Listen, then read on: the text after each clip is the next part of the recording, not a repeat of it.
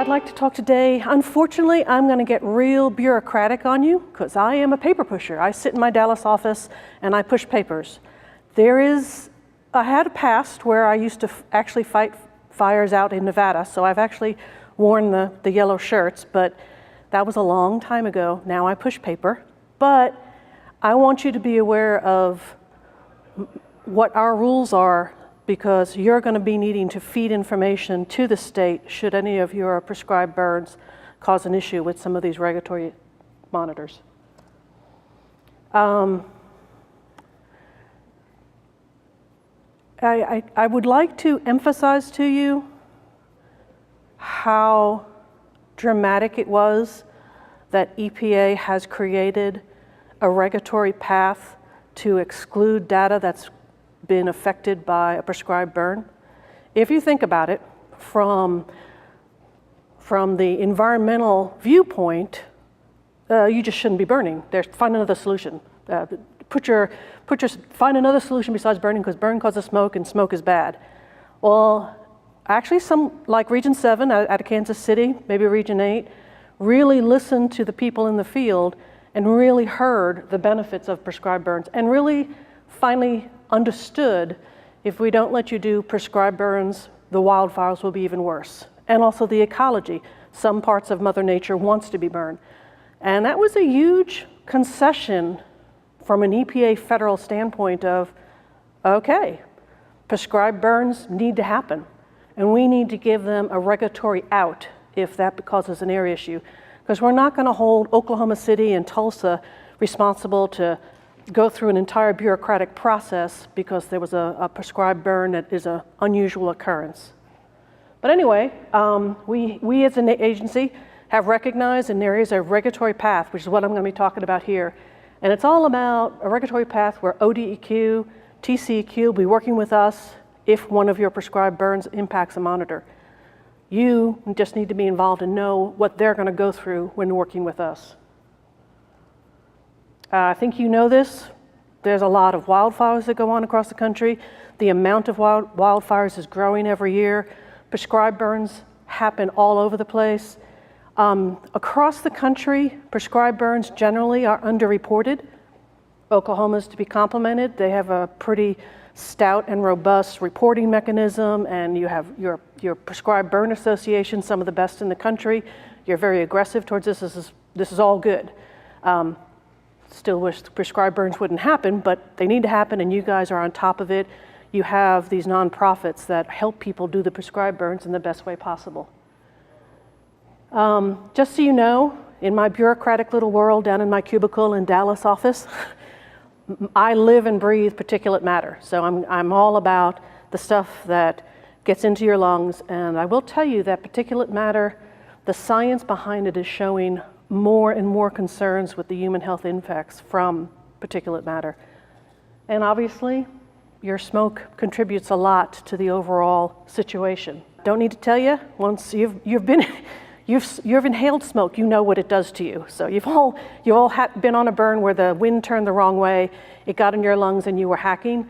Well, particulate matter is the kind of stuff that will get in also into the urban lungs and cause health issues. As I said, Oklahoma's to be congratulated. You have a very aggressive prescription burn association. You do report. Now, if you take a look at this map, this is from the National Interagency Fire Center. And you notice that in Oklahoma, you have a pretty high concentration of these smaller, greater than 300-acre prescribed fires. And that's because you guys asked your residents to actually report them. I think they happen all over the country. Oklahoma just happens to have a good system for reporting of the burns. So let's talk from my worldview. You do a prescribed burn, the smoke from your burn affects a regulatory monitor. And as you saw from her presentation, they're throughout the states, but they're not in every county. Is it likely that one of your prescribed burns is going to affect a regulatory monitor? Generally, no. I went back and the records I'm aware of in Region 6, we've never had a prescribed burn that went through this regulatory process of exceptional events. But from a federal standpoint, these are our words.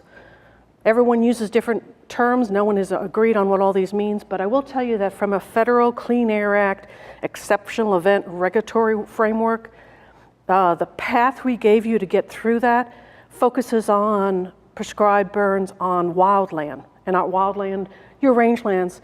If someone's going to ask me in the audience whether or not farmers fit into this, in general, no. However, we don't say you can't go down this path if you're a farmer, you do a prescribed burn, agricultural burn. We can't ever say we won't. I'll just tell you that the path was laid out regulatorily to work easier for prescribed burns on wildland as meeting this definition. Let's talk a little bit about the federal framework. Basically, what the Clean Air Act told us to do as a federal agency is set the standards, make sure the states are monitoring the standards to make sure that people are breathing clean air that meet that standards. And then the third part of that loop is if the air in urban areas or with these monitors is not clean enough, then the state has to go through a cleanup process, a SIP process to do everything they can to clean up the air. So we have these regulatory monitors that are making sure that all of these areas, urban areas, have clean air to breathe. One of your fires affects it. ODEQ is going to look at that and say, really, you're going to make Tulsa a non-attainment area because a prescribed burn caused one of the monitors to hit too hot? And we said, okay, we will establish, and the Clean Air Act let us do this, by the way, because it is technically we don't do anything unless the federal law lets us do it.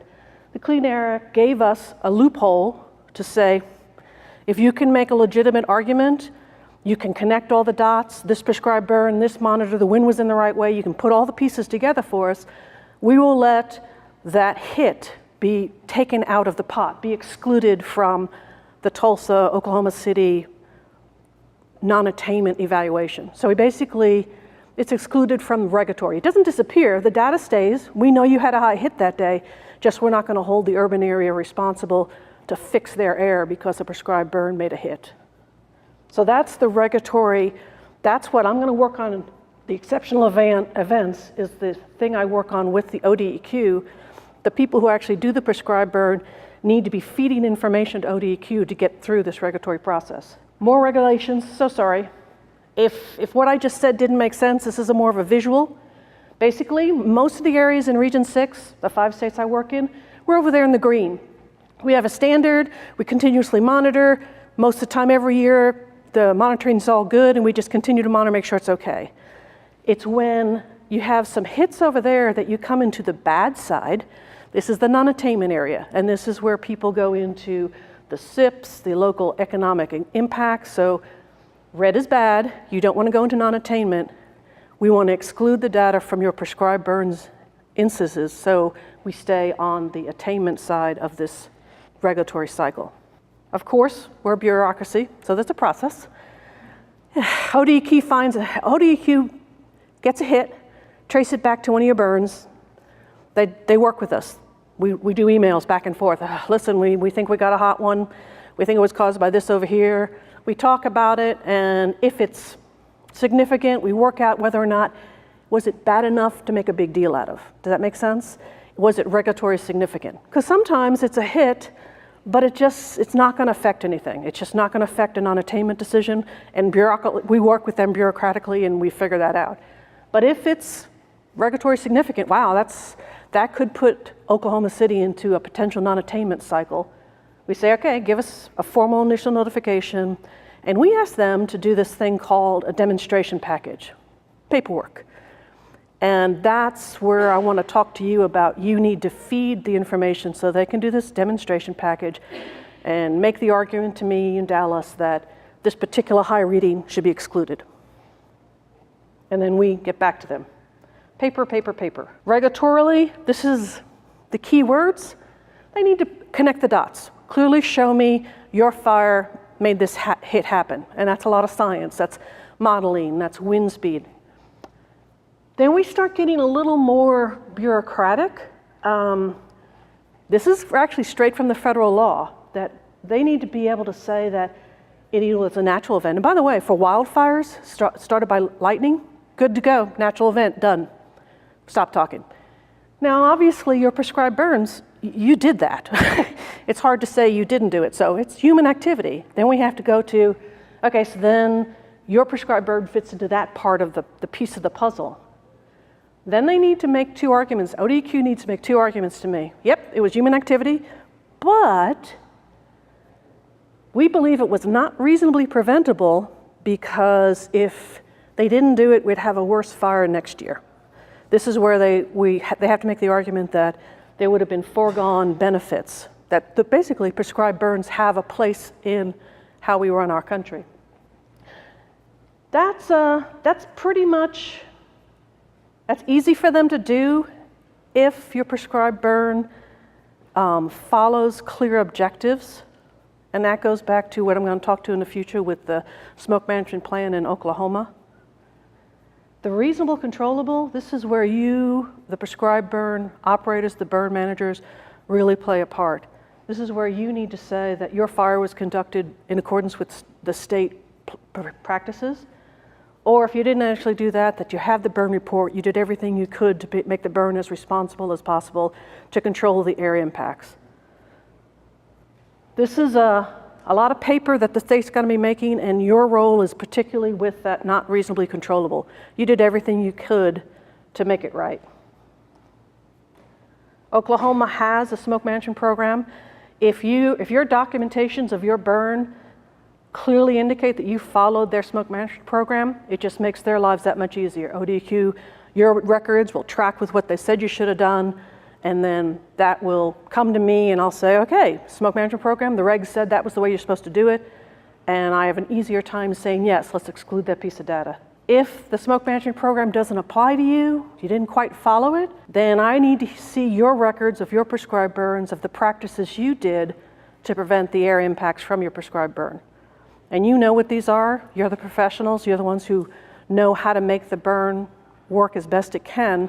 We want to know that you made the burn operated in such a way that you minimize the air impacts. Record keeping, burn plan, burn report. I saw the last presentation. You all know what these are. These are the records that ODEQ is going to need to put in their demonstration to make the argument to me that the particular hit should be excluded from Clean Air Act compliance. Some things, actually, this meeting right here, if ODEQ next week needed to come to me with a demonstration on a prescribed burn, they could use this meeting as an example of discussions with area agencies and fire partners. It's just another regulatory thing that has to happen. If you have any type of regular communication between ODEQ and the people who are actually doing the burns or the organizations that are running them, that needs to be in the demonstration that you guys are talking about air quality impacts and how to reduce them. Either meet Oklahoma's smoke management program or make sure you have some type of plan yourself that has clear objectives on why you're doing what you're doing. Make sure the burn manager knows he should have a plan, he should do a report. And then you need to, as the person who actually did the prescribed burn, work with ODEQ and feed them the information and let them know how it happened, why it happened, and all the records involving it. We are nationally, by the way, we had some old rules from 2007, all these regulations. In 2016, we developed new regulations and we updated them. And now we're going to get some guidance out related to that new regulations. It'll be released to you in early 2019. I've seen an early internal draft, and it's mostly related to how we coordinate with ODEQ. So it's a very regulatory type of, our guidance does not tell you exactly how to do a prescribed burn. It's all about the regulatory process to get some of the events from your prescribed burns not included. So it's very regulatory in nature. Sensors. She mentioned that the monitors we keep talking about are very expensive. They're throughout your state, but not in every county. Well, technology has progressed, and you need to be aware that the public, a couple $100, they can go get themselves a great particulate matter sensor, and they will come up to you, your prescribed burn, and say, I was on Highway X, downwind of your plume, and I read this reading. So be aware that the public now has these sensors and can use the data against you to say you did a bad thing and you didn't control the air quality well enough. On the flip side of that, there are now sensors out there where you can prove we were tracking our smoke. We know where it went. We had sensors that recorded the data of where the smoke was and how much it was. You can actually use the sensors and to prove your point of view, did everything you could to control and minimize air impacts. We had a challenge trying to, especially with the wildfires out in the West last year, try to get the best scientists around to figure out how to use the new sensor technology to track the plumes, to document what happened, to document how bad the plumes affected the air as cheap as you can. You can't haul regulatory monitors around, it just doesn't work that way. But the world is changing, and sensors is both a godsend for us and a burden. It's going to be out there, people are going to be using them. You need to be ready to respond to the public when they come at you with their sensor data. Maybe you want to use them for yourself.